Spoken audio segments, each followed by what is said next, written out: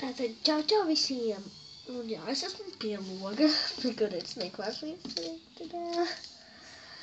Jā, un šis ir mans otrais video šodien. Būs, kā jau es teicu, savā pirmajā video 4 tādi. Te šodien uzņemti. Un tātad šodien būs tāds DIY, jeb radošais darbiņš, kā izgatavot lūk šādu te skaistu virtenīti. Jums vajadzēs līmes, zīmolītu, skoču vai arī skavotāju. Jā, tas pēc jūsu izvēles. Šķēres.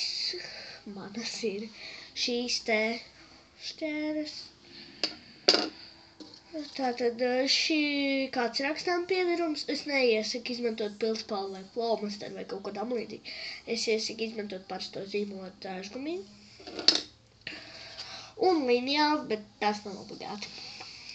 Un balts lapas. Un sākt ar to, ka jūs uzzīmējat ar lineālu uz tās papīra lapas un izgriežat lūk šādas te mazas strēmelītes. Kad šīs strēmelītes ir izgrieztas, tad jūs vienkārši ņemat vienu strēmelīti, nosmērēt šeit vienu galiņu. Tā. Es uztaisīšu. Nosmērēt šeit vienu galiņu ar līmīti. Un uztaisīt apli. Uztaisīt aplīt. Šādi te un šeit salīmēt kopā, stingri. Man tāds ir, ka es laiks skatos uz turien, nevis uz vilni, bet ok. Tad jums ir jābūt šādam te aplītim, un kad jūs taisat nākošo, tā nu pieņemsim, tas ir mans aplīts. Tad jūs ņemat nākošo strēmelīti un bāžat viņu tajā aplītī iekšā.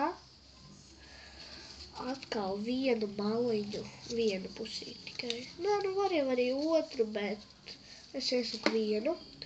Nosmērēt ar līmi. Un salīmēt kopā. Un taisat līdz jums tāda sanāk, cik jūs garu vien vēlaties. Un tā ir lieliska dekorācija. Jā, un tas bija tā kā otrais šīs dienas video. Un tiksimies nākošajā video. Atā!